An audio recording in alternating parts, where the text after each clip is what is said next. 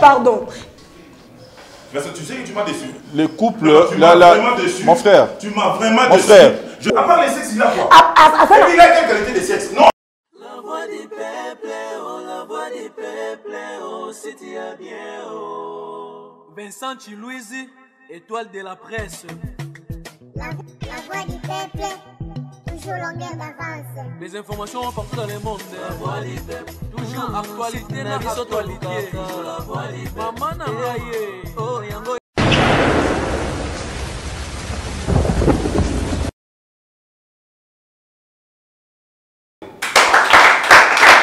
Très heureux, chers amis téléspectateurs, de vous retrouver nombreux devant vos postes téléviseurs. Bienvenue dans cette émission Vérité en face. Émission na biso, émission na bino, émission ya voisin na yo, émission ya ndeko na yo.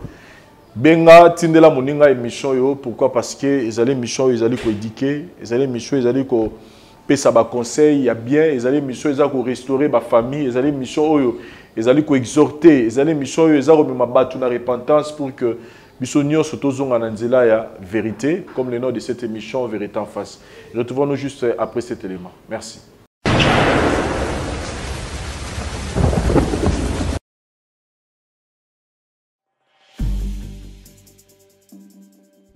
C'est vrai que la classe est la différence, mais cette fois-ci, la classe en chair et en os à votre disposition.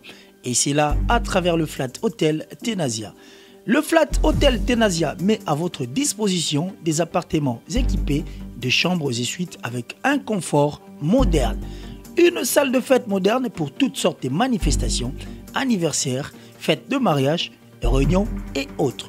Pour ceux qui adorent la restauration, il y a un restaurant VIP à votre disposition. Un nightclub pour les amoureux de l'ambiance responsable. Un service traiteur de renom. Et pour ceux qui adorent rouler en sécurité et en luxure, le Flat Hotel Tenasia met pour vous une location des véhicules des marques. Le Flat Hotel Tenasia se situe dans la commune de Lingwala sur l'avenue Kalembelembe numéro 256 à 2 minutes de l'avenue Libération ex-24 novembre.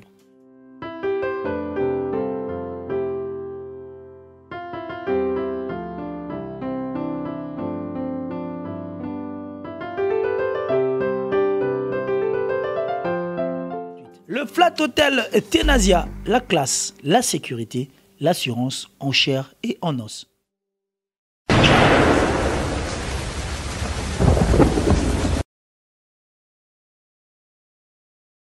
Voilà, chers amis téléspectateurs, je pense que ezana bandegom susu ba mere retour na ngai concernant la situation ya pasteur oyo ayaki ko chat trouble na kati ya foyer moko ya ndeko na biso.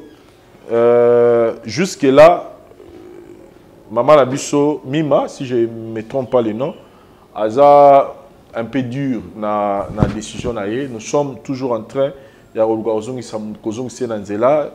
Parce qu'elle s'est dit que tout est salami parce que Neronabiso ya mobile a se retrouvé na moi si oyo pasteur na bango ayela qui c'est vrai que pasteur a trahi rié mais ce qui a se retrouvé qui na moi si wana adenga qui a luka ili susute ce qui moi na moi si wana a pesa qui kimia oyo azako luka adenga ga luka ili susute. C'est parce qu'elle s'est retrouvée dans Zongili. Donc, on comprend que c'est encore les sentiments qui prédominent dans Maman Nabiso Mima. C'est pourquoi on la laisse un peu du temps à Mekapé se ressaisir. Et je pense qu'avec le temps, de finir toujours dans convaincre. Et pour le dossier à tout le monde, il y a Suga Awa, il y a Nabiso Mwasi, où il y a qui dans le bas bimisa secret. Il y a un moi aussi. Nous sommes aussi toujours en train de voir, de travailler pour vous donner une suite à Malamou parce que Marambo et Bimara Awa, Bimi Awa et Monsieur Sili, je vous dis qu'il y a trop de répercussions ici en Arabie Saoudite aux temps. Donc juste pour nous Sabino la suite que dès que ça sera possible, tous on sabango Awa na plateau na biso pour topé Sabino suite il y a problème na bango on ne va pas hésiter mais pour nalelo toyé parce que toza na un cas, il y a Nderonabiso, il y a moi aussi. Si je me souviens bien, on a eu à traiter histoire un peu pareille mais il y a une dimension, il y a une direction parce que on a vu sur moi si Rachel, il faut avoir une décision, il faut avoir une décision au Katanzela ou au Kenya pour que Bananzela n'est bien. On va se poser la question, est-ce que vous avez la décision à bien, toi à Mabé? Réponse dans haut, tu rejoins tout de suite après que Yamba maman Nabiso Rachel. Tout Yamba et puis tout démarrer l'émission Nabiso. Merci.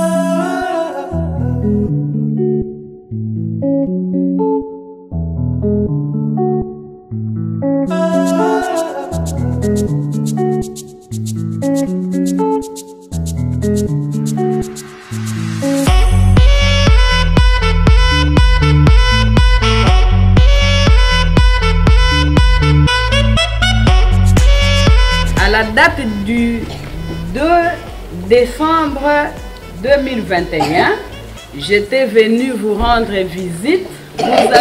Vous m'aviez exprimé votre vœu de me voir venir vous accompagner pour l'année scolaire 2022-2023 et vous m'aviez demandé si possibilité il y aurait de vous fournir du matériel didactique.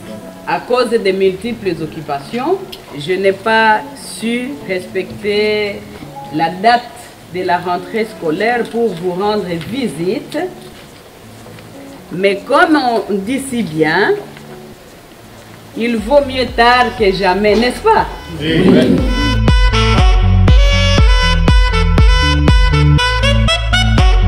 Nous avons des cahiers brouillons, nous avons des cahiers demi-brouillons, quadrillés et lignés, nous avons des demi-brouillons, des cahiers de dessin et 6 cahiers normaux, quadrillés et lignés.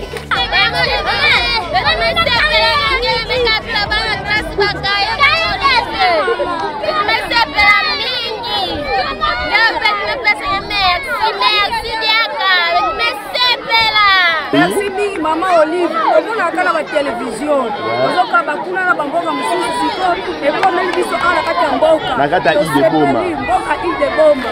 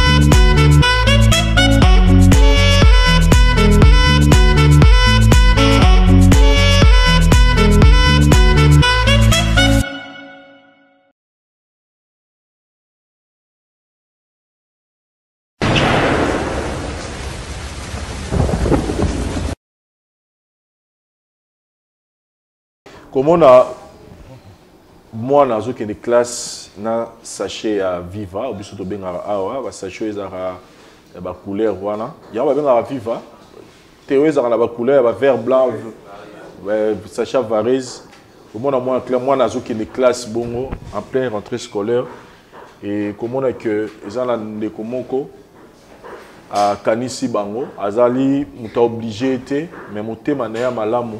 Et ça dit qu'il y a kanisa bango, amemela bango sac ya malamu ko pesa bango tous les kits scolaires et sengeli pour que batanga la condition malamu. Comment que avant même à pesa bango ba kits scolaires wana atongela bango école parce que wana toza na île de Mateba na province ya Bakongo na ville ya Boma place wana, c'est-à-dire que l'école les athées, ma tournée dans l'école n'a pas propre frais naïe, à tirer à disposition de la population, et au-delà de ça, à y soutenir bango na rentrée scolaire na bango, ba Congolais a bondé tout ça na bango pour ça, tout ça a besoin ba Congolais au té ba la ba donner des leçons, ba Congolais au ba tout, mais sur le qui na ba acte à la raté, Congolais a solo ba oui ba na misala. Merci pour notre grand cœur pour Otomoni et Nangambo et Maman Nabiso. Là, tout ça, on a vérité en face pour essayer un peu d'éclairer une situation où Eza Kotungisa. De Ronabiso à moi si Rachel, où Aza Liboso Nabiso. Rachel, Toyambio na vérité en face. Tout ça, on a pour ça, Toyeba. Et le Roni n'est mis en émission. Merci d'avance, Nande Boyambinga, na émission. Papa, donc, l'issue nanga, oza mutalibo sauté. On a kobete là. So na comme le niveau oye pas na bino. Parce que na contacté bato belé, na zui solution té. Alors décision nanga na zui. Na moni que famille nanga soit famille mobile ba relation et simbati décision ne fa yo yebelango awa ils ont mieux passé pour ayebango et nous on est les c'est passé alors on a oza to ba oza na et pas na bino oza na ndako na mobali obala ba tout me ka peut découvrir OK bon nga nazaki ndako moko na mobali na bala te officiellement mais quand des alaka bozo vivre na mobali comme na zemi oye pa na ba ekotiko asali moi ba bikila kila ba pesa to vivre na mobali bien donc to vivre bien tant na boti na tant ba tikela moi si ya wale mobali ko toucher moi c'était c'est normal mais tant wale ko leka mobali toucha ngati atanga na obuka na provoquer mobali mobala toucha kangati na meli na bandi ko vendre c'est so simbi kaka bo ote na sa fatigué peut-être ngako tuna komo kanisa msu mobali na nga atrisha ngai ata na zui téléphone no tiko mona message à mabete appel à mabete et so déranger nga makasi na vandi sinon ba camarade ngai na expliquer bango tala boy avant vandi sa ba camarade nae au lobby, au teko, au sago fifrena mobali bien, nous faisons qui normal. Donc, à Tobé, tu as solo à chambre. Si on accompagne bien. Oui, bon. Pour un respect à Bandego, au Talabiso, Tobé, tu as solo à chambre. C'est-à-dire qu'avant, au Bota, il y a un mobile na yo, au Bando Sala, n'engé moi c'est un mobile, nous sommes à la chambre. C'est qui vraiment normal. Type na boti na ngai. Donc, aux huisémi. Oui. Na panazemi, bobando ça na normal tozaki normal. Boti, moi ça zora wale. Oui. 3 mois de toyo kaka, mobala go simba moi cité. Mais yo depuis boti ti lelo. Moi na komi na âge ni. A komi na 4 ans. Moi na komi na 4 ans. Oui. Mobala simba gote. A simba kangati. Donc son na lobby qui est peut-être mususu au monde a pena mobile. Yo so na provoquer mobile. Aussi mobile, mon pena mobile ça normal. Ndé mobile ne soit tellement mais ce que c'est nazer kolemba moko no ba raison moko na on comprendre ti yo penzo to na yo ezaki na problème to peut-être mobile amoni dikamo peut-être azo rasoni peut-être to azo se gêner à yebiso yango pour faut yeba yo vous condamner so mobile na yo nzoto neza malamu siko yo na ngam na yo pe parce que côté bino basi baso intime na bino côté kuna vous avez posé un problème te papa problème mon côté ngako tu na vandi ça na yebisi soki eza eloko mo bozo déranger yo yebisanga na yeba ye ana raison mon côté azaka ekolemba azana ba stress na ye o mutu mo apesinga kanda donc par raison mon ko boye ou que tu n'as pas anormal bon voyez non bon pendant 4 ans et démarche ni nos sali jusque là il y a koluka koyeba soki yo moko okokite ni no so sali jusque là na vandi si ba mina ye ba lobeli ba teye. Oh, ça va na yoki. A changer kati. Na yo benga famille na ye. Na vandi si bande ko do to vandi pena ba réunion pena ko vanda. Mon bala pe sa raison ti. O asimbela ngati. Asi bobo. Do ba raison bon écoute jamais vu. Non na mona makamba boiti. Imaginez na kokité na comité na niveau na vandi sa famille nanga. Et loko ya soni na ko vandi sa bande ko nanga te mais na vandi sa bango. Na vandi si bango. Ils ont changé kakati. Ils ont changé kakati na sali new. Donc atako tu naza ni devant eux. Et le belaki l'autre. So que tu les contrées na comme simba comme silika. Tika na lembi. Donc a comme ko silika. Peut-être dans la moitié nous soit zoité ou yébité quelque part. Et là on a un cas moi téléphone naie WhatsApp naie Facebook na. Mais bah la fidélité mobile na téléphone te à rose pas supplément. Na yébité quel que soit atakutu papa nanga atakutu atrisha ngai to mona na bisote. Mbali pas na mosi moli bana mais mosi ni azana yi. Et le qu'on a comprendre était pas naïe. Comportement n'est alors ils ont des niveaux. Comportement n'est normal. À qui paraît? À qui paraît très bien. Soit c'est to bima papa to bimaka. Msuba to msuba mon abiso couple ba féliciter biso mais moi yeba to ngana vivre. Bobimi peut sortir moi c'est un bal en amoureux. Papa, après ça na batu ba conseil à mabala. Na mo so na vandi boye non lela. Si on a mon conseil, non les là. Mais côté papa, nanda papa mon responsable et soit moi nanaye, soit nayo. Akipa kanga so na bi mo mobala bato akibanda ko kipenga te wana na kosi. Kolia na nga kolata na nga makambutu. So pe na bise na za besoin na ke mo restaurant a memanga. Mais asimba kangati. Azana mbongo makasi. Non. Papa, so aza ina mbongo makasi nga pe na mosi ni nga na suspecter za ba kisi. Des fois pour mobile nga za nga mbongo. Des fois pas za mbongo te. De boire la vie normale. Toi na vie normale. Et msupe bo bimi pe isinga maman, lo na zwi mbongo te. Zo mo mke débrouiller na mo. Siko selon yo moko personnellement parce que yo no va ina mobali solo nga déjà que moi na comité na 4 ans, c'est que 8 ans. Na mobali na yo oyebi bien selon yo moko avant to ba tu ba ya ba kota selon yo moko na ba recherche no sali ilo ni ne esa ki mobali na yo malgré que nzoto na yo mobali za normal mais à s'intéresser na obi mana yote personnellement pour na yo raison ni no repesa pour lobi a ne pe na mbongo te alors ça dit ko ba mbongo te maza na vie normale aza n'était que ba ta mbongo ebele o kanga répéter na basi o lobi que akipara yo bien akipara moi na bien. Maintenant, ce que c'est là, il est poussé à se comporter bon. Papa, na mon kamo. Na vandi ce qui pour nous tourner peut-être nous na za na erreur mo bo nga mon yebate hein. Ya yebisanga texte. Non ça boye pour na boye pour na. Jusque là azo pe sa raison té. Mais avant ça azaki yo pe comme toi ndoko lukaye avant bobota to ezaki pena ndenge bolingo no sezara mobali. Ezaki pena normal de mo bolingo no sezala ka mos no mbandi ba vivre to no vivre bon. Donc kobota na nga kaka. Kobota na nga kaka. Ndeka na boti makambo changer. Et là au moment où nous parlons, Aza derrière nos murs, to yeba koya na yon émission na biso awa et là nous allons besoin d'atteindre. Bon. Papa, so na une émission na bino, eza pona na posa solution. Na ninga mbai nanga. Naza besoin peut-être à travers bino obimisa vérité ou abombi pendant tout ce temps ou ezo sala kasimbangati. Nana deux options pa na soit alobi vérité cause ou asimbela ngati. Ce qui pas Monica koloba na été ngana tracé chemin nanga il pas tracé chemin na et ils allaient dans le bon sens na ndenga bien. Ya on a une émission na vie. Voilà, donc je pense que, chers amis téléspectateurs, vous avez compris l'explication.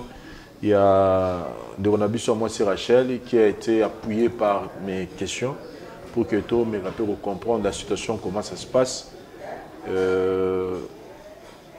Papa Andrew, donc Andrew, Papa Andrew, Aza derrière nos caméras. Nous l'avons appelé pour une autre raison. Comprenez-nous peut-être, je pense que c'est moins difficile par rapport à la situation Nengeza. Je me mets un peu dans ma ramon Nengeza Ramer. Nous allons essayer et puis voir ce que ça va donner. Merci.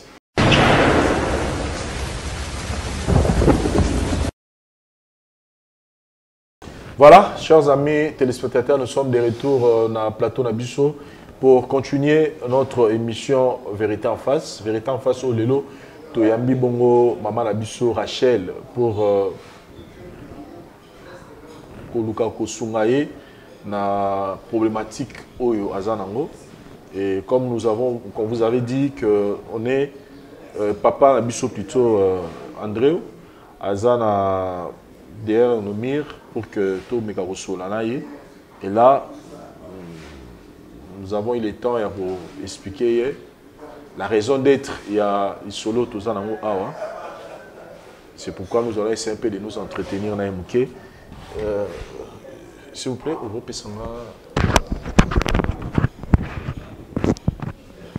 pouvez permettre de biso ba chapeau na rambo loba et écoute.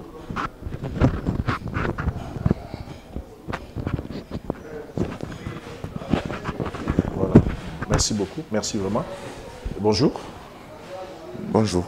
Olimbisa biso eza te nazo salisayo et le la émission, le l'interview non mais ezaka une façon pour la biso de tocho bisayo pour na ko tika na ba preuve ma botozo lo bayo kana bien au lieu qu'ils alla incorporer tout ça qu'appelle là yo comme on vient de le dire de la biso moi si Rachel a venir contacter biso c'est vrai Azana a un problème té qui a pas si ton inimité mais on a voulu juste to solano bongo pour que to réussir cause na problème tout ça na ngwa c'est d'abord entre nous ici ça se passe entre nous de tout ça na rati ya c'est que elle est venue pour nous exposer un problème où il s'est passé dans la foi. Pardon, Nabi Kozan la parole. Premièrement, vous devez apprendre à respecter les gens. Ok? J'étais dans des courses, vous m'appelez. Soi-disant, ma femme avait une urgence. Et puis je viens, je raconte cette bêtise. Ça, c'est une bêtise, papa. Vous ne savez pas, et puis vous m'interrompez comme ça, et je dois me retrouver là, pour m'envoyer histoire. Attends, Rachel, si tu as quelque chose à me dire, tu me le dis à moi. Mais c'est que le problème, Rachel, c'est un problème où peut peut-être un problème. Juge, et toza équipe moto constituant. C'est-à-dire que tout le monde a un problème et tout ça rappelle na moto peut-être un conflit pour nous faire réconcilier et pour nous un mariage, pour un divorce, pour un conflit avec la famille, entre amitié, tout le monde toujours au Sangal. D'accord, revenons en vie. Ce que dans le dossier Nabino, c'est qu'elle nous a parlé d'un problème où il s'est passé dans le couple Nabino. Alors tout le monde a été toyokaye car on a une explication na ye to gobe yango directement non musambisi malamu ayokaka mato imibale ya lobi aye biso pe to ngai toyoka yo peut-être pour toye parce que neni to ko apporter bino conseil na biso pour que ezana bitka moro ya ko sangisa bino na suka les vraiment raison au biso to bengio a yon to ngai toyoka ye apesi biso version de fait na ye bino toye ba yo popé sa biso ya yo peut-être al kosi biso peut-être à l'obi pe vérité pour na suka pasteur aza awa pour tout le cas non apesi bino vérité de fait na des positions kakata est venu à cette déposition na comme ça bino bolingi boye ba penga na oloba nini pour na opesa bino ka conseil ezaka pour na bon alobi non nini bon il est pas naé a expliquer biso que vous avez un problème na niveau ya chambre na bino ya libala. Quelle chambre? Et si Kaoyo, papa na maman, là, on a chambre, c'est ce qui se passe. Rachel. Elle nous dit que ça fait au moins 4 ans au Simbaka il est sous-souté. Je ne sais pas. Et à Sali appelle, il y a ma famille, il y a côté nayo, il y a côté naye, il y a ma nayo. Et il n'a pas de suite, il y a malunga, c'est-à-dire résultat au final que bozongi saboni on a bino nengeza kiliboso. Peut-être papa, vous avez un problème parce qu'il nous a dit côté nous autres, il n'y a pas de problème. vous a quand même dit ça. Côté il n'y a pas de problème. Il n'y a pas de problème. Mais si vous avez peut-être qui solo numéro boy. Peut-être aux gens kanda numéro boy, les camo boy à sala, tisiko, au coca au pardonner, peut-être au vanille na ekarapo na moana.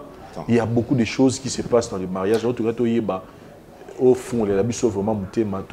Qu'est-ce qui se passe pour qu'un homme comme vous, mais il ne touche pas sa femme? Premièrement, je suis déçu que une histoire de couple est tout traitant. On a pas cadre. Je suis déçu. Mais bon, quand cela ne tient le quoi de vos bandas qui ont. Elle vous a dit que moi j'ai un problème? Non. Et si elle vous a dit que qu'il y a un problème? Pas non plus. C'est qu'il n'y a rien, il n'y a aucun problème. Maintenant, pourquoi vous ne la touchez pas pendant 4 ans? Mais c'est justement, c'est pour un temps. Ça va passer. Tant on a touché, on a touché. Tant on a touché comme ma femme. Qui m'avait donné l'autorisation? À ça, il réunion à banane, il va pour toucher. C'est temporaire. Bon, moi, ça m'étonne, Rachel. On a parlé de ça en famille, entre amis. Je lui ai dit, c'est juste une question de temps. Une question de temps. Pendant ce temps, qu'est-ce qui se passe? Mais pendant ce temps-là, on se prépare. On ne peut pas les faire précipitamment. Mais vous le faisiez déjà. Mais oui, elle vient d'avoir un enfant. Elle ne vous a pas dit? L'enfant a déjà 4 ans. Oui, bien entendu. L'enfant est encore petit. Bien entendu. Moi, dans ma conception, dans le lobby que moi, dans le topé Satan.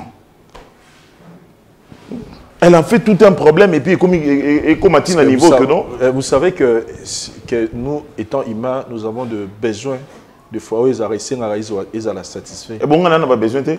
C'est que Nakanae, comment tu penses? Bon, Nakanae.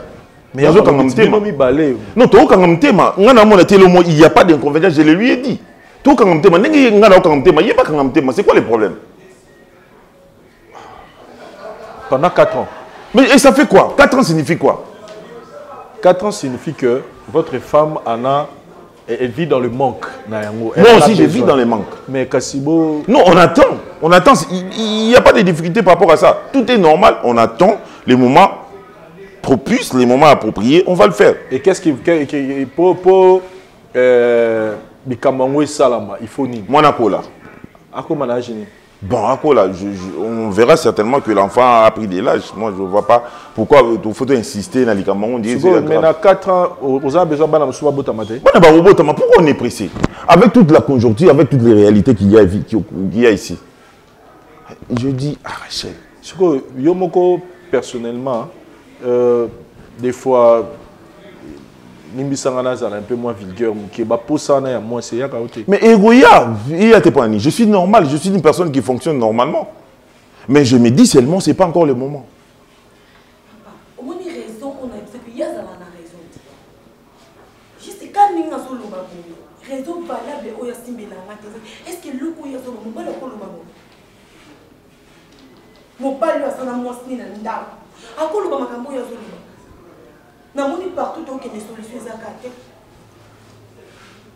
est-ce que vous êtes prêt que à cause de ça, il y a besoin de chemin? Chemin, c'est-à-dire? Parce que au moment où nous parlons, moi qui a cause de nous a dit que à Kenya on pas la bango à l'obinayo le temps où réfléchir. Non, à Kenya pas na bango à ebisinga que bon voilà Kenya pas na bango le temps à son esprit à sika ida sika na tout. Moi je vais pas trouver d'inconvénient par rapport à ça. Moi si na so abi bon. Alex a quelques jours et pas na bango le mal.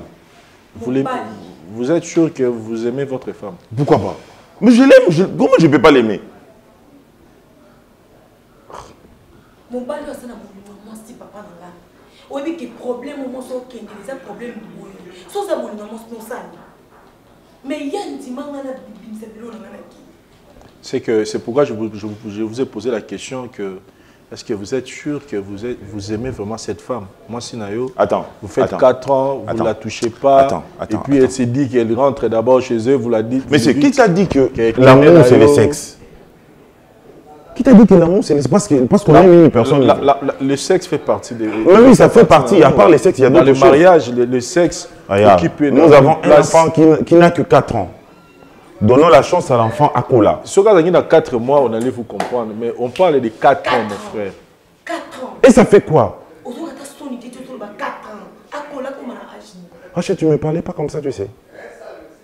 Tu me parles comme si j'étais moins que rien devant toi, tu sais. C'est en douce. Oui.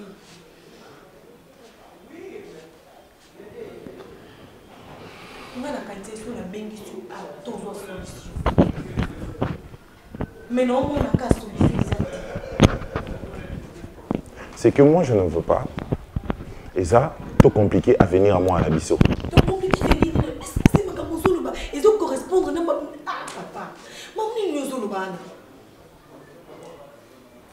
Sincèrement, mon frère, je dois être vrai avec tout le respect qu'il y a au PSAO. Je n'ai pas accepté. Tout sur le lango. Les autres gens qui sont de format loba. Parce que je lui ai posé toutes les questions. Limbisanga, je lui ai posé peut-être. Vous êtes chrétien? Oui. Vous priez? Très bien. Ouais. Chrétien pratiquant. Chrétien pratiquant, je suis chrétien. J'ai même des responsabilités à l'église.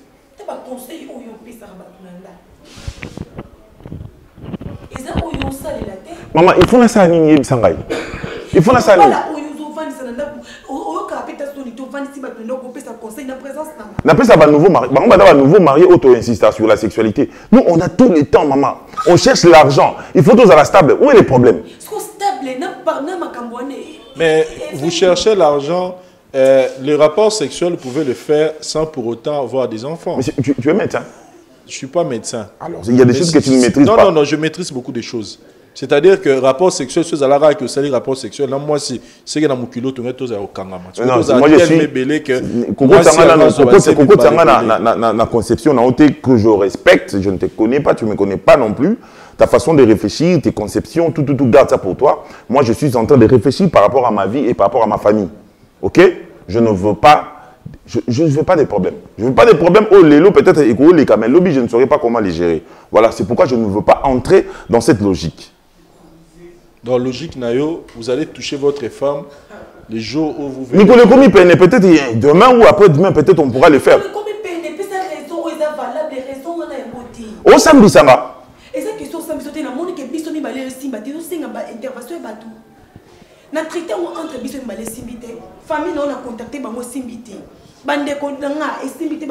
comment vous m'en appelez sans autre moi casse collègue? Non, parce que tout le monde tout le bâton a mis sur bâton. On a kende.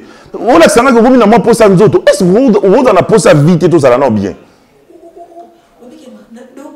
Il y a banda olingama zelana tant que lingana qui zelana s'il te plaît. T'es zelana. Tu commences à m'énerver inutilement, tu sais. Tant que lingana aux arabes boita.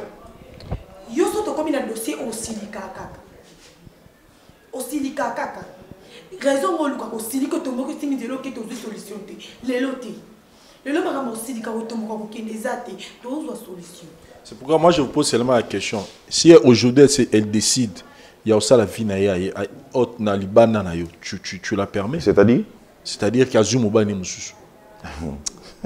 Oui, ok, à satisfaire. Au-delà de ça, c'est-à-dire que. Mais au-delà de ça, c'est avant la raison à quitter Ngaï, parce que, à part la raison d'autres, parce que je prends soin d'elle, Banda Linza Kati Sukamutu. Juste quand on a pas sans autres. Soit on a pas sans autres. Mais je suis d'accord, on a pas sans autres. 4 ans, vous la touchez pas, mon frère. Ceux qui prennent la sans autres, tu penses vraiment que tu veux prendre un autre homme? Juste pour la sans autres, vas-y. Je suis désolé. Nous sommes juste pour le sexe. Bon, à part sexe, on reproche. Et puis, sexe, ce n'est pas que je suis incapable. Ce n'est pas que je suis impuissant. Ce n'est pas que je suis sexuellement faible. Tu le sais. Mais juste, nous épargnez-moi en habitude, on a des bêtises.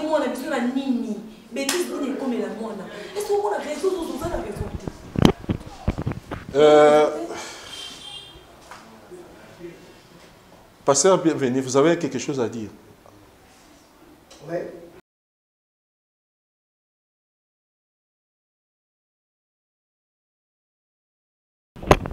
C'est compliqué. Parce que pour aider, pour aider, on a vu ça moi, si Rachel, il fallait quand même, monsieur Android, ça a vu ça au fait, c'est quoi son problème? Pour la retraiter maladie, il faut y avoir cause là. C'est ça le problème. Il faut y avoir cause, mais lui aussi est en train d'insister qu'il n'y a pas une cause valable. La raison, c'est moi, Nakola.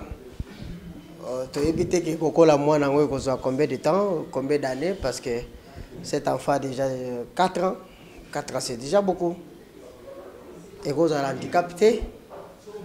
Que yo aussi, moi, c'est noté parce que moi, une fois que là, 4 ans, c'est-à-dire l'année prochaine, moi, on a la classe. Qu'est-ce qui peut vous empêcher? Il y a qu'on se réjouir. Même si médicalement, c'est 45 jours qu'on donne. Que moi, ça s'est reposé. Alors, aujourd'hui, elle a déjà dépassé plus de 45 jours. Qu'est-ce qui peut empêcher que cette dame se réjouisse dans la Bolingonaï? Le sexe, oui, fait partie aussi de l'amour. L'enfant qu'on connaît, ce sont le fruit de l'amour. Satisfaction n'est pas dit aux enfants. À cause de la 1000, à cause de combien, à cause d'un peu moins. Mais à se réjouir dans notre na bolingo na ye. Nzambo a chaka yango kati ya mutu azaso bate. Aba ke eza fruit et ko semer bolingo ko na kati na libala. Oza normal. Oza na maladie. Elle aussi elle est normale. Mais qu'est-ce qui peut vous empêcher? Oui, ce qui est limité, mais tu peux le faire pour elle. Uniquement pour satisfaire. Parce que ça arrive aussi parfois, partenaire, peut-être qu'ils ont un poste dans l'autre, mais ils ont un poste dans l'autre. Mais au servir, parce qu'ils ont un poste dans l'autre. Mais si ça ne dépend pas de toi, mais ça dépend d'elle, tu n'as qu'à la satisfaire. Elle a un simple problème, au aggravé. Et fait aussi de dire que si pour nous autres, à Kendaïen, c'est-à-dire amour ou amour aux Zolobakolinga, ils ont la place. Et là, quand il faut résoudre, mais tu permets à Kendaïen, en tant que vous avez la compétence, vous avez la vous avez tout vous satisfait, mais vous préférez que. Mais ceux qui prennent la je suis désolé. Est-ce que là, il y a vraiment l'amour, vraiment Zoloba, Katina, que non, réfléchis un peu bien. S'il y a quelque chose qui ne va pas, nous sommes tes frères, on peut t'aider. C'est un pasteur, hein? S'il y a quelque chose qui ne va pas, on peut t'aider. Parce que cette manière de gérer que non, il n'y a rien, c'est juste pour l'enfant, non. Même si tu as une vie, tu as une différence à combien de temps? 6 ans. 6 ans. Et maman et papa, ils savent que tu gardes temps, on est à 6 ans. Tu as 6 ans. Tu dois poser ce genre de questions. Alors, mais allez poser. C'est en réalité. Tu peux gérer intervalle à balle, mais jouissance, il y a 4 couple. Ça peut se faire du jour au jour. Moi, il y a préserver naissance et ébélé. Alors.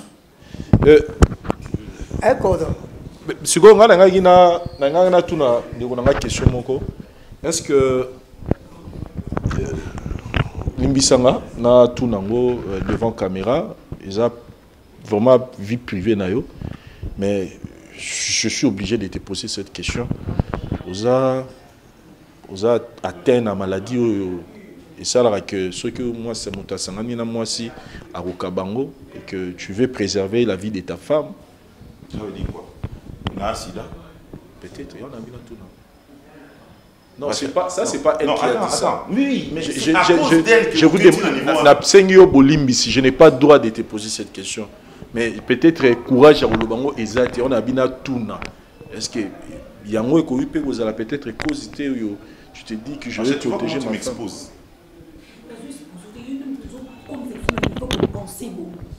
Réaction à Lyon envers Nga et ça la tu sais, je n'ai jamais vu une femme aimer les sexes comme toi. Tu aimes les sexes. Vraiment, tu démontres que tu aimes les sexes. Comment on développe ma poste en autres moments ma case vraiment? Ma poste en autres liboso ça ma poste en autres côté. Mais le dos comme on a qu'elle ma poste en autres. Ma poste en autres n'est pas mon bail. La dosée pour moi on habite ce faco là. Tu attends, tu patientes, c'est quoi le problème? Na patienté. Au banda ko patienté ti banda kala pour aller. Hein? Tozaki na mwana te. Mais oui. C'est quoi la différence ni ezana net ozana mwana net ozana mwana. Il y a beaucoup trop de risques pour l'enfant. Risque nini? Risque nini? Mwana sali nini? Si na bila na lokoso na to bébé ça venir à moi na biso. Si ko lokoso na ngai. To bébé ça venir nani? To bota. Yoza maele ngani na mwana maele te. banda to lingana na yo yebisanga avant na zoazem to sali combien d'années to boti et c'est tant que c'est bien écouté ko yeba non ko te ngapela tunyo ka question to sali combien d'années avant zeme kota au comité na niveau tout na ngaba non tout le monde peut passer na ngai sili devant yo c'est que na biso bato yo papa Andro Nangay na et puis alors bananga to tanga nelongi zelana loba s'il vous plaît mon frère to bengiseki awa on a compris une chose na moi boani ape maele onzamba pesa biso on a compris que olinga sou yete oui l'amour de oizarike mobile alingaka mwasi na ye ezara souté parce que nous tous biso nyonso toza na basi na bandako mwasi olingi déjà tant aux hommes na physique mais boye surtout que boza na intimité na bino ceux qui le lobby 1 mois 3 mois mais jour mosupe nous autres on est là na butu et ceux qui osent sentir en souté selon biso tout le monde on dirait que oza sous na la comment le quoi stati devant yé je te dis un truc ceux qui yo na bato yo lingo représenter boza obsédé sexuel ngana do obsédé sexuel oh liboso zala ka ngondeni lelo kando komi ngote ozaki liboso ndeni to beta ma seule obsession sexuelle mais non comment tu peux non il y a des fois je regarde d'abord mon enfant kokufa na koma mwana munoko te kokufa na koma mwana te yo kota mwana kata makambo na ndeni mais olingo longo na mwana makambo ndeni okoti si mwana osani na makambo Rachel to soy to ko avancer là papa Nabiso nous montre que azo sala ngo pour la sauver mwana je sais pas ko sauver na tuni malade dans le bas en maladité il y a rien yo mo réussi so que yepe kuna tout va bien sauf que yo na simbaraté qu'est-ce que tu penses alors papa nazali na besoin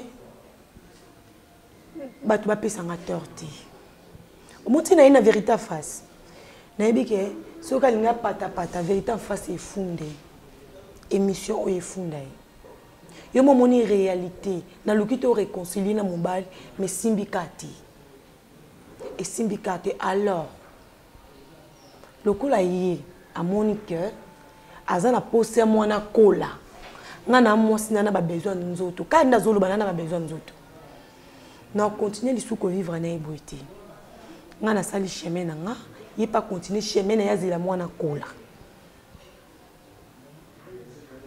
conclusion na nga wana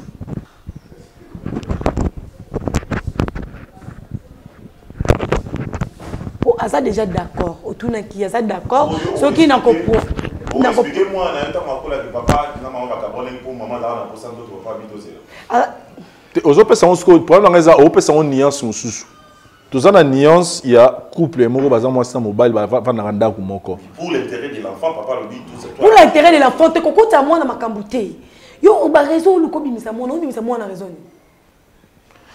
voilà papa Ndro nalingaki ngai pe personnellement na équipe na biso to yokayo toyoki yo et pour la décision na yo lobini c'est une femme avec l'état elle va comprendre que son mari a raison donc c'est juste question petit cahier à s'embrouiller mon Dieu je sais qu'elle s'embrouille elle va s'embrouiller pendant une période elle n'est pas bon je pense pas que Akenda son bali moro et puis à comprendre que Atiginga a regretté vite et on en a dans pour ça moi tant vent est passé et puis comme ça va passer très bien ça va passer mais il y a le bali soutien ben oui je sais moi c'est dans la décision à sentiment parce qu'il y a dans pour ça nous autres temps nous autres quand on pour ça nous autres té nana pour ça mon balo ko satisfaire on a besoin de tout yo c'est incomplet on satisfaire un très tôt à reconnaître que non reconnaître le côté voilà donc je pense que biso na ngam na biso to soutenaka divorcé. C'est au bien que awa, c'est parce que biso to za bato te ke bokabwana te. Biso to lingaka toujours ko unir. Mais pour na unir bato, il faut deux esprits na bango ezala mais boza même morale. C'est que Rachel au-delà de tout ce que tu ko sola awa, ningo le bazonga ki pa na bango. Azangi na position, aza déjà na position à départ. Ndenge mo le bien lingi discuter. Mais nous, on l'a conseillé que avant à Sala ou Alinga Sala, apesa biso sous chance soki biso toko luka yo ya awa poto sola makambo parce que elle est venue nous exposer son problème et alinga tracer nzela ne moko ndinga na ebisaki e que nzelo lungo kende wana zwa nyonso memela biso ngo mais nengo memela biso nzela wana biso toko ya mbala mote ko soutenir nzela na yo wana mais lukela pesa biso ba contact tout toko papa mobali na yo pour que tout soit là mais na royoka yo c'est comme si oignon soya pas c'est comme si mais oignon soya lobi na biso yango pe biso to vivre biso moko alors azana démarche moi azolinga sala et démarche wana elle a préféré que biso to accompagner na yango c'est la raison pour laquelle biso to benga kiyo c'est que toujours kotisa mutumoro awa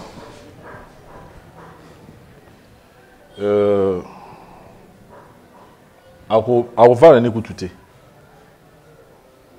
arozane ka rotelema Rachel aroyebisa yo pourquoi moto wana yi awa et juste après a libéré na yo et puis biso na yo toye baneni to aussi ça solo na biso lelo parce qu'on veut juste te présenter une personne et puis après donc le katoye baneni to aussi ça problème. Rachel, ce que tu as un mot à dire na mobali na yo na papa Andro avant que nga ina kota moto to za besoin ka juste papa amona et puis tu ba ko évoluer na problème to za na.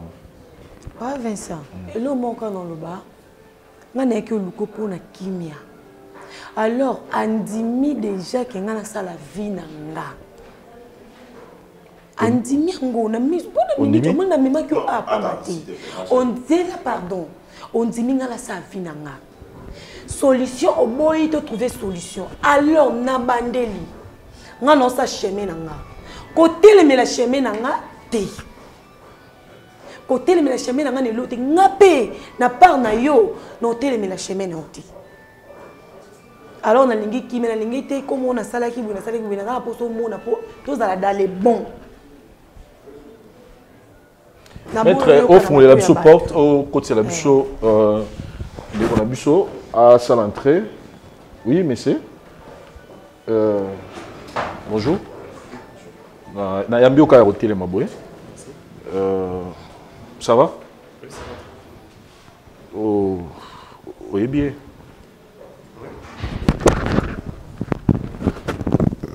Papa Ando. Je pense que aux Zoéba, moto azali bosso na biso. Je ne sais pas si on est là où garantie. Moi, papa ne pas ailleurs. Maman garantie zati ba tunyo ta question répondre. Okoki ko se présenter parce qu'il y a le bio za mon papa le pauvre na le pango moko. Bon, moi je m'appelle Hardy. Je le reconnais parce que et si Kavandi ils a le pango biso. Donc, à locataire, il n'y a pas de papa. Toi aussi, tu vis là-bas? Non, non, moi, je vis en Europe, donc je viens souvent. Ok. Donc, il y a mon andé naïvi. Bon, étant qu'il y a locataire, il y a papa nanga. Et qu'est-ce qu'il y a entre yo na Naïe? Rachel? Bon, je vais être un peu clair. Monsieur, tu n'as pas d'ordre à me donner. Non, je ne sais pas, il est venu pourquoi. Non, non, moi aussi, na yoté. Non, moi aussi, le soutien. Tu arrêtes de faire ça. Non, sous moi, c'est noté. Bon, je reconnais, pendant que je venais voir mon père, rendre visite à mon père, Rachel Naïe, Bazalaki, la cohabitation, je peux dire. Parce que je reconnais très bien que Abala a été officiellement. Bazalaki na cohabitation. Baboti déjà moi na moko et Rachel m'a tout rencontré na ma kamno surtout ndenge les Canada kuna bango. Abete langali solo nyo surtout. Parce que il y a un moment na bande ko ya tant na bande ko ya souvent quand je venais avant, Azalaki une fille très joyeuse, comique d'ailleurs. Et puis un certain temps, tant nazoya nazokuta ye avandaka mawa alobaka te asekaka te moko bapense ezokende musika. Je l'ai approché, des places abetelaki nga bamasolo nyonso wana. Et après un moment namoni ye aza suna ndako te na ye na mais Rachel azalaka akenda api oh non Rachel azonga bana bango. Bon, tellement que c'était une fille que j'aimais bien, elle était vraiment calme, polie. Na lukié, tant on a lukakié, et elle m'a tout parlé, tout dit. Je te comprends bien, il y a une histoire qui se passe entre Binom et Rachel. Franchement, c'est une femme que je me prépare à épouser. Regarde, vous vous rendez compte de l'histoire de Nimo Tchamaï? Donc Rachel, toi tu m'as appelé ici pour m'humilier. Na humilié yo peux humilier nga parce que vous êtes d'accord que na ça. Papa, pardon. Monsieur. Aza zoba. Pardon. Papa, pardon. S'il te plaît. C'est une zingolo. Poto, Rachel Poto. Au moins il est surtout le café limité. Papa, pardon. Lui à part les sexe, il va te donner quoi? Problème t'es. Nanzimi ka na ma façon na mia. Regarde-moi. Même toi aussi, tu dois venir sur bébé Macamo. En fait, tu as besoin de sécurité pour que ça m'a bétail. On bétail par rapport à Nini. On bétail Nini. Pardon. Monsieur, tu n'es rien. Oh là, tu n'es rien. Tu n'es rien. Est-ce que vous vous rendez compte dans quelle histoire, dans quelle circonstance? Papa, il a dit que la salle a fini en gaï. Non, oui, oui, ville en gaï. Ville ou oui, Nandimi Ango. Pardon. Et ça problème, t'es pardon, tu suis là. Pardon. Messieurs, vous êtes locataires.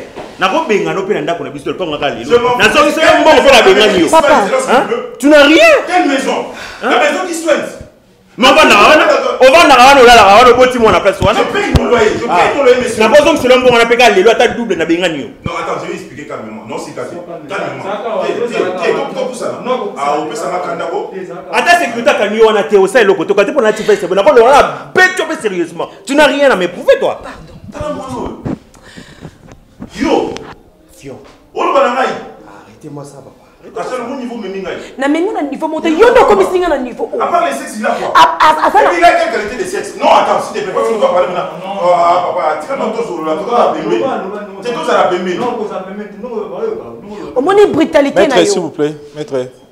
Écoutez, non, ça nous quand même qu'on s'adresser na été qu'on soit ça a été hein. Tu quand on a l'obanae Vincent. Mon frère. Donc, Bino Bossali, projet d'Abino. Toi, Emilien Oti. Jusque-là, ça se passe. Jusque-là, ça se passe entre nous. C'est pas diffusé quelque part. Non. C'est pas. Je suis en train de protéger ma famille. Ma femme et mon enfant. Alors, ma femme. Vous protégez. Je dis qu'elle protège ta femme et tu la rends malheureuse. Ça, c'est quel genre de protection? À chaque fois que tu dois aller en Europe,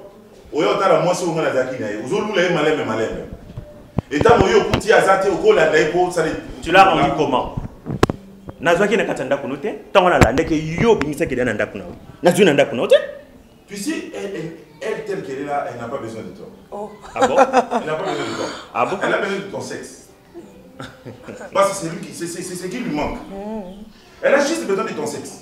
Ah bon? Lorsqu'elle aura ton sexe, elle va se rendre compte qu'elle a commis une grave erreur d'être avec toi. Jamais de ma vie. Ah bon? Jamais n'a encore bon rire. Non! Pardon, papa, pardon, déjà ton style ici là yo. Ton style.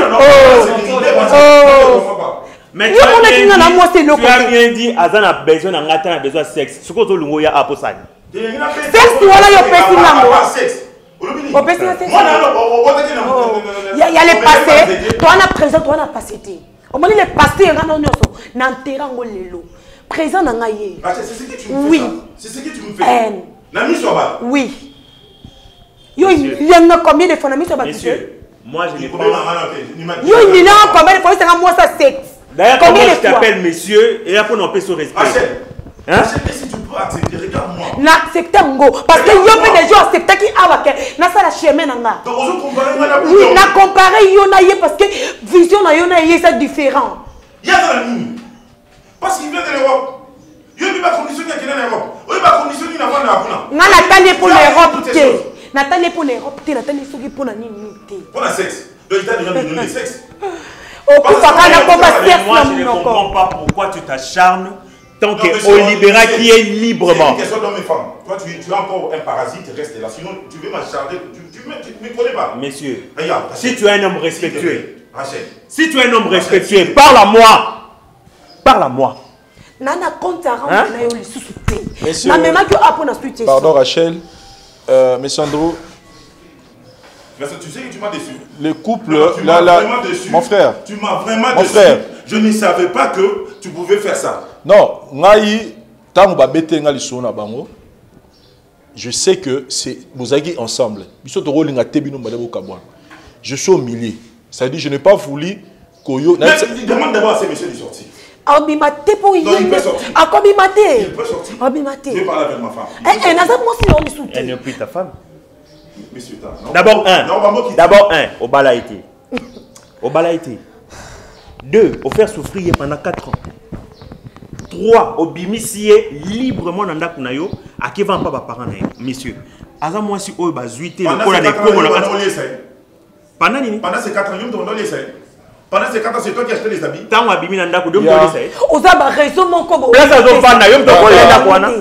Ba raison na yo ozo pesa. Ils ont la solidité pour biso pe nanga.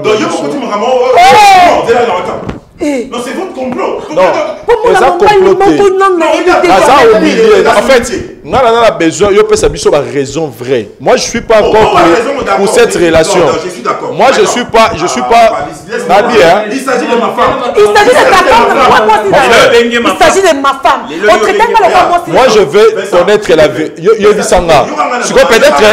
Il s'agit de ma famille et de ma femme. Regarde. Yo bisanga alors le vérité. Qu'est-ce qui se passe? J'ai compris que cette histoire est sérieuse. Très bien. Et puis elle la tient à cœur. Maintenant, faisons ceci. Faites retourner cet homme. Bozo Nisae, laissez-moi avec Rachel, on va parler. Ok. S'il vous plaît, mon frère, avec tous les respects que je vous dois. Je vous respecte vraiment. Non, non. Toyo Kana Louye, Toyo Kaye. Mon frère, on se retrouve juste après cet élément par où tu l'as absolument l'élément.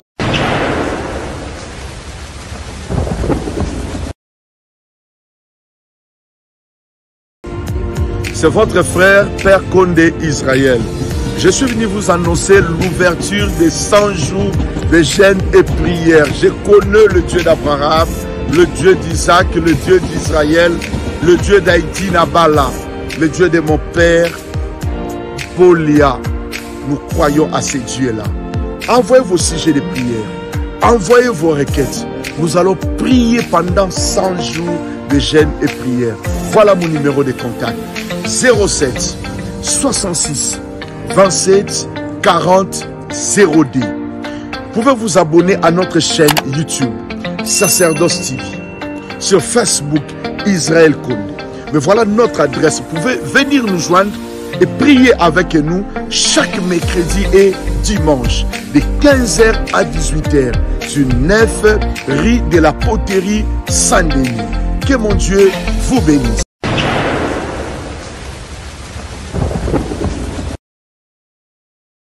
Oui, merci Cordon pour la parole de Pessinga. Maman Rachel n'a pas comprendre pas si au vivre pendant ces 4 ans. N'a comprendre pas si wana et là on a recoqué ko bisayo. Deux fois qu'on soit qu'à décision tant que plus vite possible et ça le rappelle bien. Oui, papa a sali mabe na ma position nyoso zanango soit ndenge vandaki na libala na yo pas si nyoso vivre vraiment il y a manque il y a intimité na bino tu as raison mais pour moi je vois c'est comme tu as pris une décision de voir plus rapidement je sais pas ceux qui au bandaki relation na papa Moussous papa Hardy depuis longtemps ou soit au banzango karasiko je ne sais pas. Mais c'est que nous avons papa aza mobali na yo. Donc le kolandimi atikala ayoka ba conseil na biso pesa ye na no mois temps ayoka na ba conseil nyoso biso to ko produire soki ayoki yango et puis ko yeba siko pose vraiment décision finale. pour moi, je vois beau se séparer, à venir à moi, dans des danger. Pour n'anga na koki oloba bongo. Merci Cordon.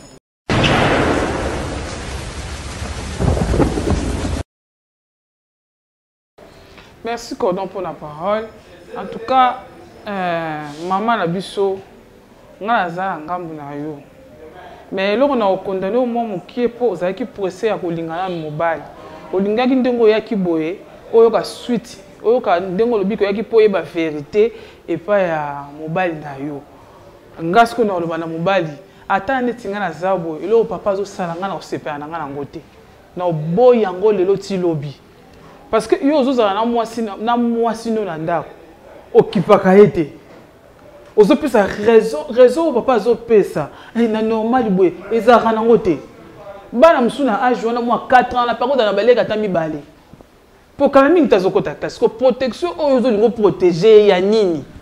Ya nini ofanya mama 4 ans mubimba osimbaka ete mama azobimisa pale bi akene epa na bango za police ozobake akena ko pe soki ndeno lingolo basoki na ko pe masoki ah papa sozaki na bolinga mwasi na yo olinga ko tika te akanga biloko na ye akende pa na bango jambo lingo tika ngo me laxiki osana bolingo na ete yango tika ki akende pa na bango comme ça yo za engagement mususu to za bakamno moko za nango o eza kati na yo esenga ki ozana na mwasi te ozopesa raison na mwana raison na yango te papa yebisa biso vérité raison yo zopesela wana eza yango te luka vérité ya malamu bato o eza ke mutu akoza na facilité ko ndimelo kote asali yango pona boy mais raison ozopesa yango te ponga na olinga na ngango te na fanya na mbali 4 ans a otushenga te na olinga ngo te na oboya yango lobeza kenza malade kinaza malade moko boy zwinga temps que na vana pesi moto na hôpital to na ndako ke moyena sa makambo ani ezate mais na ndanza ngana normal na makasi na ngai otika mwata mukie boy aba na ko lela liko eloko moko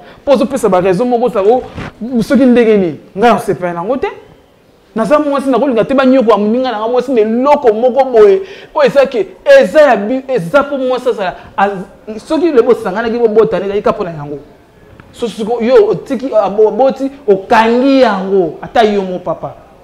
Oh, eza yango te ndeko vana kimia soki eza décision ko loba yango presque apo kena da kolinga olingo yeba na osukseti na suka eloko ni ya ko loba na eza ke esali ke akanga bongo akanga makone po bimaka lisusu te ndolinga ke ko kelinga mbali mususu mais loko so lingi de pe mbala ngwa sa bimina est-ce que to fa to yo ka suni yo zi décision na yo que okepa moto yebi ki ya ko tshela l'aise eloko ni ata ko to zo na mbongo te na ndako mbali so ko tshela l'aise makamu nyonso eza makamu na kata ya libala ezo compter nyonso ne compter na kata ndako ya libala mais siko ndako na zo lia bien na wata bien osimba ngai te na ozo à l'aise te na ozo à l'aise ne eloko wana te papa pesa biso raison ou ça valable o yebi ki eza yango ozo boyela mwasi na yo yebisa biso merci.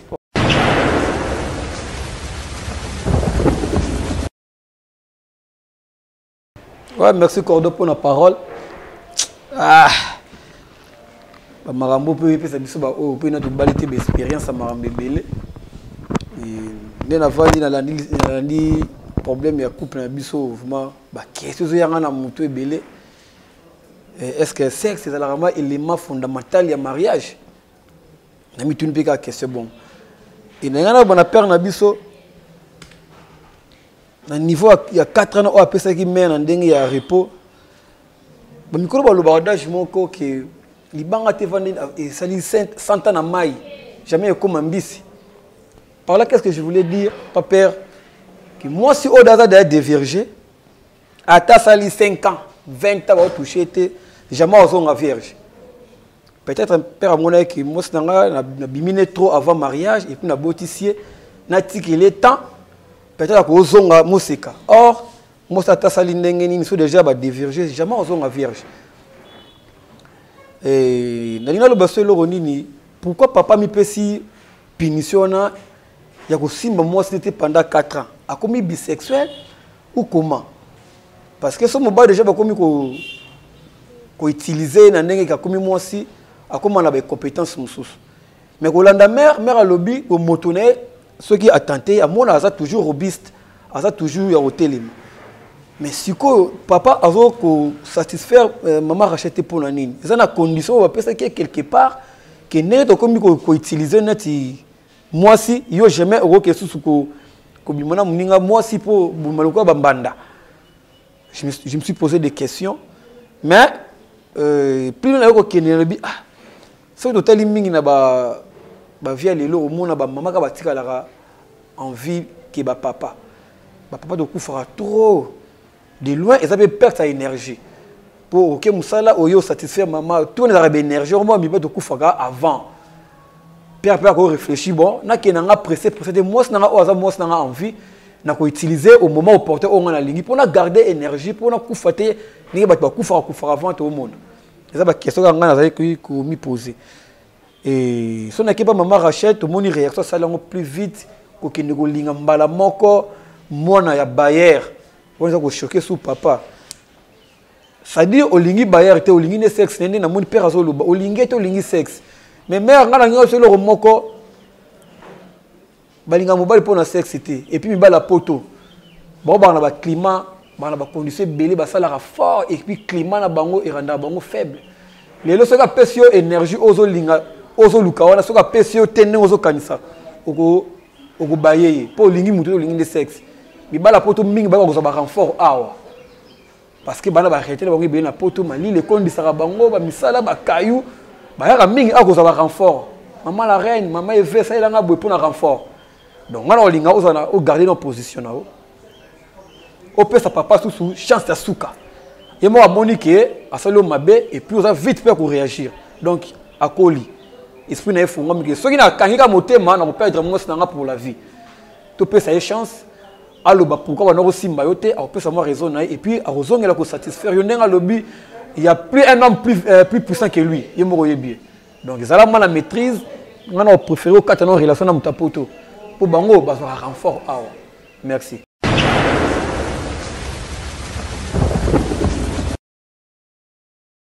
Merci Cordon pour la parole. 1 Corinthiens chapitre 7, verset 1er à 5.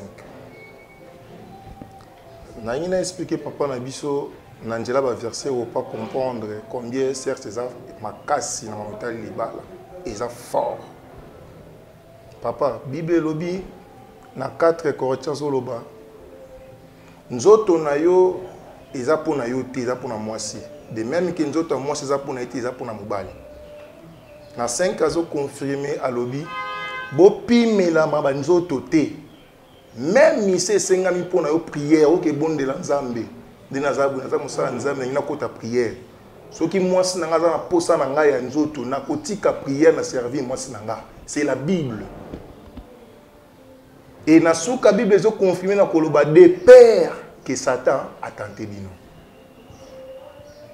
na lobité que Satan a tenté maman pour maman ça la choix mais lobby de père que Satan a tenté bino. De là, j'ai vite compris que, disons, l'un chose qui ignorant, il y a makambo mama zoloba. Na oki na kati nete psikamaka lobi ke na oluka muta sepelisanga non. Yeza ko sepelisaka te. Yeza au servir. Ko sepelisa ndenge frère na zoloba awa batazoluka ba force ah. Yaza ko ko sepelisa te. Yaza ina posa ko servir. Et le cause azaki na azana droit pe raison na yango. Ko kanzate nenga osala ngbo eza kindoki eza kindumba te ezelo msute parce que azofanda na yo.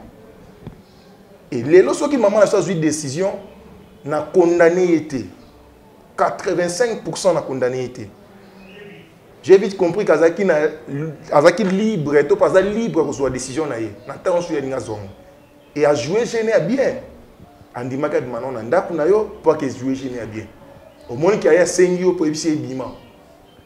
De là, tu comprends la partie où je suis bolingo, et ça, qui sont dans bolingo moi parce que par définition bolingo, ils ont supporté au moninga zo supporté. Koyo kande moninga zo yoka. Et tant que comme ensemble, comme moko, cela veut dire ce qui moninga zo ka posa, cela veut dire bois sur mon côté. Vous avez d'ailleurs au kabwana. Donc au kabwana maman bandaka maman bota qui donc ça 4 ans ils sont kabwana spirituellement et physiquement. Raison pour laquelle le diable va jouer quand on a joué au monde facile à jouer. Et ce qui est le maman décidé à ça la chemin non pas seulement 100% pas naïté au côté là mais juste pour expliquer combien et là que ça les a mabé. Ce qui a décidé les connaît OK aba mbal c'est pour na quelqu'un pour mbal à satisfaire non à comprendre que nyonso ya ye etali libala et kokana ça azati na posa moko elongwa 89 etikala or moko yo longo le pesi valeur na 89 eza plus fort que le 89 yango ko raisonner sur na ye physiquement exemple typique na ko pesa papa ko remarquer o pesa moi no nyonso mais a se place na mobali tu peux imaginer moi na o azo nyonso na ndako mo bi non na ka posa mobali faut raisonner sur pourquoi bazalaka na posa wana pourquoi on insister que vous en avez mobile. Ça veut dire, on comprend que vous avez 89, ton 9, et vous avez moko na ozanga ni l'équipe ma casse ko leka ozo pesa.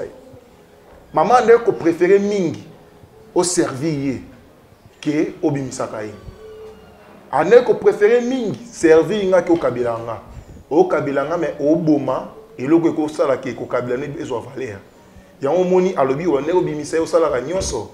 Mais tu as sentir yo kaka te lokola moto alingaki parce que o éviter que mamuta limbetu. Comprendre dans ces cas ou échouer la mission na lokwa mobile pene ya mwasi. Mwasi mon côté na mokili oyo akolinga ka pa biso ke to fa na yo ko touchara no ngate. A ozalate. Ce que zalata te ba faiblesse to ko ba to ko aider to iso tala to reto to lukanzambe so ya molimo to bondela so ya nzoto to sala ne singa basala. Mais où est-ce que ma faiblesse, c'est une décision personnelle sans raison valable. Et dans ces cas, à niveau de commis, je suis une question.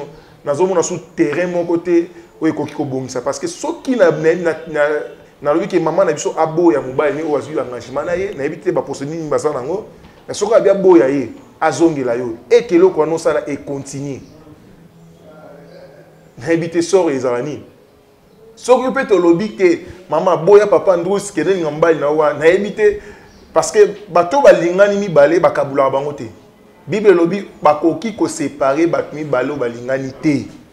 Donc de là na se limiter wana na ko boya ke na séparer bino mi balé. Mais maman ça clair na décision na ye. Et abakisi na kati ya mosindo koloba ete obala ki epete. O PCL epé le côté juste geste. Geste ka po botaki. Asa mosino te. Parce que ce que même la Bible est péché. Moi, c'est bolengé ce que j'ai et que déjà oyebi da dintene nyonso. Bible le balaye. Bible le bi faut balaye. Maintenant on balaye était siko. Azu décision na ki azu mbali msus olobani. Bon continuer. Je te dirai non. Merci beaucoup pour la parole.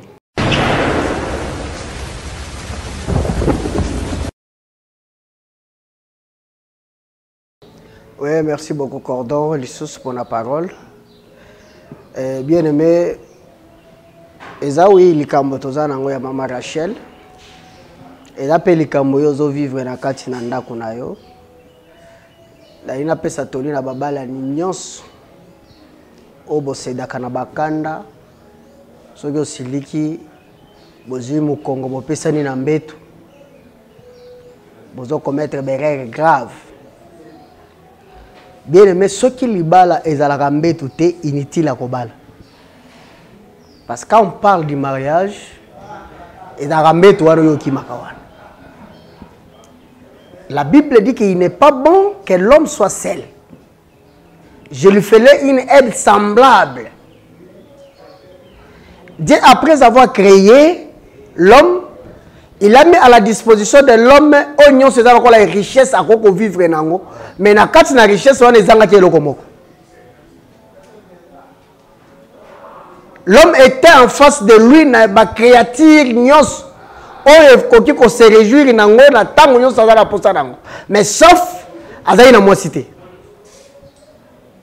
Mais nzambe na bonzambe na tango avana non ela malamu te mutafutika la yemoko. Il faut que ça la mopanzi na yemu sous ezala. Et bien aimé dans le Seigneur, ceux qui oyo bazo benga na bakombo français sexe, ceux qui ezate muto bala te. Parce que moi ça lunga ke pa na bango mobala lunga pa na bango ba servir na mbongo, na kolat, na komelisa, na kopakola, na kosombele nyos. Et loko ezanga kaka wana. Oyo lelo zo benga ngo kaka pona yango. Mais c'est ce qui fait le mariage. Parce que ceux qui ont causé la multiplication peuvent causer la. vous avez négligé les capital, vous avez se focaliser aussi sur la fertilité. Ils ont maquillé mariage. Ils ont fait ce sens à mariage. Et c'est pourquoi yo mobile aux Hollandais bisu. Yo mo so Hollandais bisu. Ato siliki. S'il s'agit de servir, servir sans problème. Parce que yo so ko siliki aux 800 salibala, aux muningo au PC mo panzi na au PCT. Au combien de temps même un mois, 2 mois, aux autres servir muninga te pour na yo muningo za na ka salibala. Aux autres bon libala sans les savoir. Quelles sont ces raisons-là? Oyo ekoko pekiso ko se réjouir parce que c'est un sentiment. Et animé na kati na corps. Et na kati na autres, libanda na autres, vanda kana kati. C'est un besoin qui est naturel. Oyo ko changer en côté. Tali kambo papa na biso. C'est une erreur grave. Moine. Quand Dieu a commencé à créer, il n'a pas créé l'enfant, a créé papa, a créé yaya, konou, kokote, non côté. Il a créé l'homme et la femme. Mais ils ont fait ce privilège dans le monde. Ils ont entre l'homme et la femme. Mais aux umutu, aux azak et bandelina yo, au tient mon pasino, tu privilégié dans le monde. Moi, on a eu pas nan. Tant que la Bible soit au monde place, moi, quand on sali moi, soit sali papa, soit sali maman. Moussa koloba maman nanga alobaki boye, papa nanga alobaki ozandoki. Tu n'es pas sérieux? Mais comme si zonga la kati na jardin de yen, ochake mokile bandinga na mwasi nanga. Parce que tango otie na makanisi wana ke to bandinga na mwasi nanga, otala mama te, otala papa te, o se contacter na mwasi wana mbali na yo. Boka mwisanga ha? Opona mwana. Ngala bisa mabijata chaque mois so estadio bota na yo. So ko ya yé nango. Botika ba aventure, to focaliser libala est sacré. Unique institution que Jésus ou bien la Bible a créé, c'est le mariage. Dans la Bible de Genèse à l'Apocalypse, institution aux ambassades zaka moko libala. D'où Zambalinga kate muto suivre libala à cause de trouble na katina libala parce que na yangonde ba promesse ezoya ya ko remplir ma belé ya ko multiplier ya ko bimisa ba dorateur yo pona o kasi so sombele mo sikabelo so sombele mo se lamba o sombele sapato o sombele sakendo kasi ko zo sala makama malonga ya to mona basi azana mbonga azana nyos makende kolanda mutu azosepelisa ye mobali patiki mwasi na mbeta ke kolanda mutu azosepelisa ye boluka ko encadrer libala bon cadrer zoto za ba pesi biso za richesse na tango yozo mona ngo pamba za mutu musa zo lukango lelo tali kamo ezo komela biso. Mon frère, tu n'as qu'à prendre une bonne décision. Ya kotala ke non na ko risquer la perte wana mwasi na kitoko. Moi, c'est l'ingio mingi. Ce n'est pas donné à toutes les femmes à supporter pendant 4 ans. Et puis, ça m'a basignosté. Basi mususu un mois à pamba, bani ko kanisa, azongi la ta cartouche à cal. Un mois à pamba, bani ko raisonnant. Mais on a 4 ans. Attention. C'est une femme qui a des caractères, elle a des capacités, elle a des maîtrise, mais qu'on pousse était car ça les locaux oya kani ko salate. Mon frère, tu n'as qu'à revenir. Tu peux condamner pourquoi ponika moi na lokata bolingo ponaka. Atazu moi na baye et sang. Côté bolingo ki yango. Mais c'est que nous pouvons vous protéger aujourd'hui zonga. C'est une raison valable. O esali que au mona maman que non azana no mopanzi parce que ngai ile kinanga azaka to différence à 6 ans ya tika va aventure. Et puis, quand se pèlerin sur moi, ce qui, quand on a découvert ça, ce qui a été fait, c'est Dieu qui donne, c'est Dieu qui nous oriente. Bien aimé dans le Seigneur, le mariage est sacré. Sous bâtiment, il y a mariage. Profondeur, c'est le lit. Dieu a dit ceci. ils deviendront une seule chair. On ne devient pas une seule chair par l'argent, par immeuble, par kabel euro, par elamba. On devient une seule chair, c'est tant que ça les autres et comme mutumoko. Yo siko nyobi misabi libanda Bible tondeni. Zonga na kati na makomi. Merci beaucoup mon frère. Lokola olobi ke ndeko na biso bima ofungola motema oloba. Là tokoko rebisa mama ke tikanzela wana. Soki ozoboya ye olingi ko satisfaire ye tika mwana bato akende. Apona nzela ye alingi atikala na kimia. Mais soki okofungola motema tokolobela mama avanda. Merci biso baolanda biso. Soki poza na système wana osiliki opesi papa mukongo, topesi mama mukongo tika. Et le Kwaneza Malam. Merci beaucoup.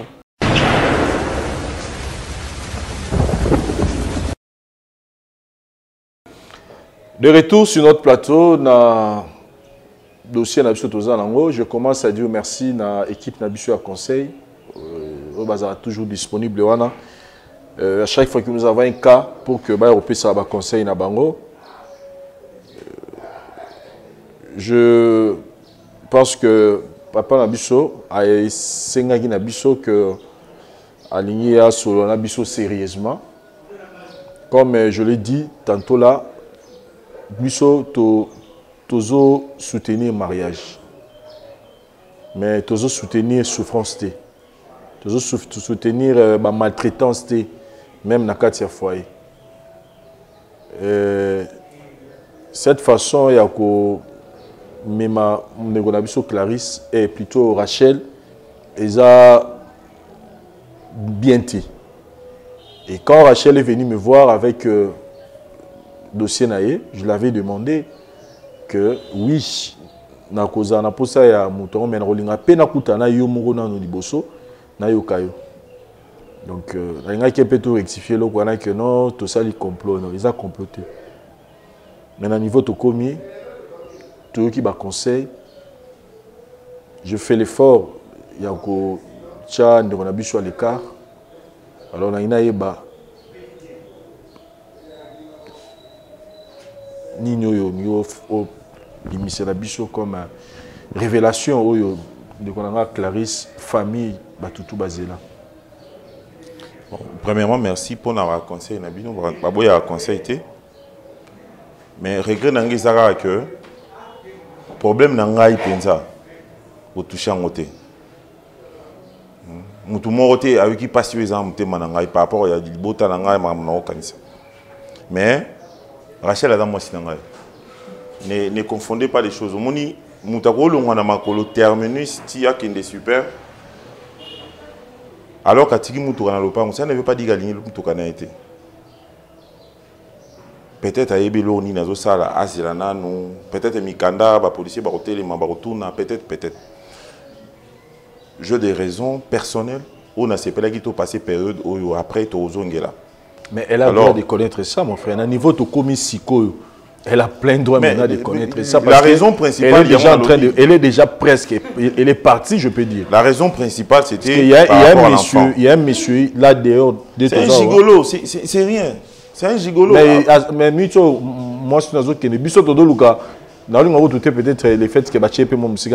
Mais moi, je vais vous voir ensemble. Mais oui, évidemment, il faut à revenir dans la raison. Ce n'est pas seulement les sexes, on dit Kabola Bisso. Mais vous nous rassurez. Kabola Bisso, rachète au Kabonate, tu rebondis ça. Et Kabola Bisso. Et Kabola Bisso déjà. Non, et comprenez un peu ce qui. Monsieur, dans la qui n'a pas de salle, moi, nous avons solo la nan. Je me mets à votre place, mais dans la perception dans le temps, s'il vous plaît. Monsieur Vincent, merci beaucoup de m'avoir appelé. Je suis venu dans ce lieu pour mettre le point dans les i. Tout ce qu'il a comme raison, ça m'est égal. Ce que moi je sais est qu'il y ait à chaque mois c'est Banda pour des raisons que j'ignore. Des raisons que tu ignores ou bien tu connais les raisons? Non. Parce que ma raison n'a pas y mon même moi si on a raison. Alors, ce que moi je suis venu faire maintenant, je suis venu par la femme que je prépare. Il est dans Rachel, La minute tout dans Zolo. Vous avez un choix. Ou bien tu viens avec moi, donc continuer le projet sur un mariage, ou bien tu restes avec ces messieurs. Je t'étends la main. Si tu veux venir avec moi, tu viens avec mon pas, ou bien tu restes avec ces messieurs. Il est audacieux, hein? Il est vraiment audacieux. Rachel. C'est bon. Nalingaki to Rachel. Le roi il est beaucoup là. Oh, tiens il part avec ma femme. C'est quoi? Il part avec ma femme. Oh, mais il part avec ma femme. Tu le laisses toi. Regarde. Il part avec. Oh. C'est calme. T'as la tika là. Tiens non.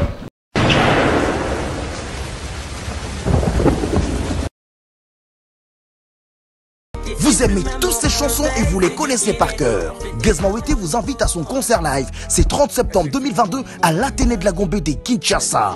Entrée $10, $50 pour le VIP et $100 pour le VVIP. Les billets sont déjà disponibles au Rotana, Serail 11-13, à Kintsuka Beach, Rond-Point Beaumarchais, restaurant Ubuntu, My Glow, à Kintambo Magasin et à Kinshasa Branch. Gizmawete à Garabinana.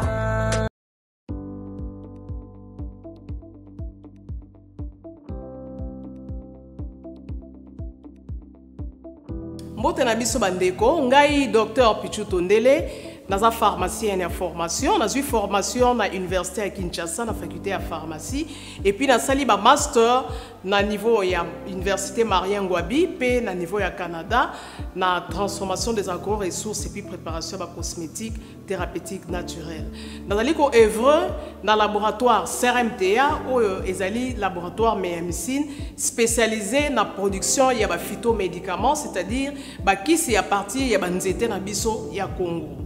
Bakisi nyonso o bozomona awa na CRMTA et subir ba essai toxicologique et puis ba essai clinique o ezo ça la différence na biso na ba tradi parce que et subir quand même moi ba étude ebele et puis bakisi o eza na CRMTA ezali homologué na ministère de la santé, c'est-à-dire ils ont la autorisation il a mis sur le marché na niveau ya mboka et puis libanda ya mboka bakisi oyo tozo produire na CRMTA et koki kokomama na n'importe quel médecin partout à travers le monde. Dans le laboratoire CRMTA tozo na deux branches, branche cosmétique et puis branche médicaments. Na branche cosmétique tozo na dulci au collagène, pour ça il a sérum na savon pour le traitement ya ba tampon, ba nduta, ba ride, ba poche et puis ba cerne. Tous en a d'ici réparateur, qu'on ça il a sérum na ngopé, na savon, ou quoi associé gel douche pour le traitement ya ba bouton et puis qu'on réparer le poissonayo. Tous en a d'ici cheveux, qu'on ça les lango huile nango, na shampoing nango pour le traitement ya ba cheveux abîmés, ba cheveux haut et baby, ba cheveux colorés, ils allaient ko botti sa suki noki et puis ils allaient ko retarder repousse ya ba cheveux blancs. Tous appels na parfum na biso o to sali à base ya banzete na biso ya Congo spécificité nango ezali ko kitisa yo stress na kati ya nzoto. Na branche médicaments tozali na méamycine sirop comprimé o ezali kis na biso ya ba mib ba levure eza anti-poison ezali ko traiter ba problème nyonso ya libumu. Tozali na kis na biso diazostimule o ezali ko traiter ba différentes formes d'impuissance sexuelle. Totang éjaculation précoce, dysfonctionnement érectile, manque de libido, azospermie. Vous allez na kis na biso zingenalis, suppo, na comprimé. Vous allez traiter différentes formes. Il y a hémorroïdes, internes et externes. Vous allez régulariser le cycle. Il y a maman. Vous allez na kis na biso sensifos. Vous allez kis il y a malaria, présenté sous forme de sirop na comprimé. Vous allez na kis na biso méamycine crème où vous allez traiter différentes formes ya maladie où il y a ploposo ba mycose où c'est la na makolo ya bana mibali maladie empêchement palata et pas ya bana na maladie msu ya loposo. Vous allez na diazolex où ils allez traiter différentes douleurs rhumatismales ba douleur ya mokongo paiement ba allergie au pollen. Ils allez pommade tomuli kombo ya papa na biso tondele diazolo. Tozali na méamycine crème ndenge na tamaki, tozali na allium où ezali kis na biso ya tension, ezali ko traiter hypertension. Tozali na borex où ezali ko bombisa système ya papa, ezali ko komisa yango mulai pe monene. tozali na menga kisi na biso ya makila oyo ezali kozongisa makila na bato oyo baza na problème ya anémie quel que soit son type ya anémie. Et puis tozali na tisane docteur Maxon oyo ezali tisane na biso ezali kotraite ba myome, ba fibrome, ba kyste ovarien et puis basi oyo baza na problème ya kobota. Tozali pe na diabéine oyo ezali kisi na biso ya diabète et puis tozali na antipoison na biso oyo ezali ko neutraliser poison na kati ya makila.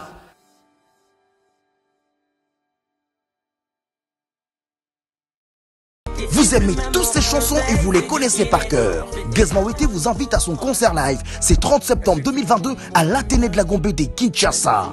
Entrée $10, $50 pour le VIP et $100 pour le VVIP. Les billets sont déjà disponibles au Rotana, Serail 11-13, à Kintsuka Beach, Rond-Point Beaumarchais, Restaurant Ubuntu, My Glow, à Kintambo Magasin et à Kinshasa Branch. Gizma Wete à Garabinana.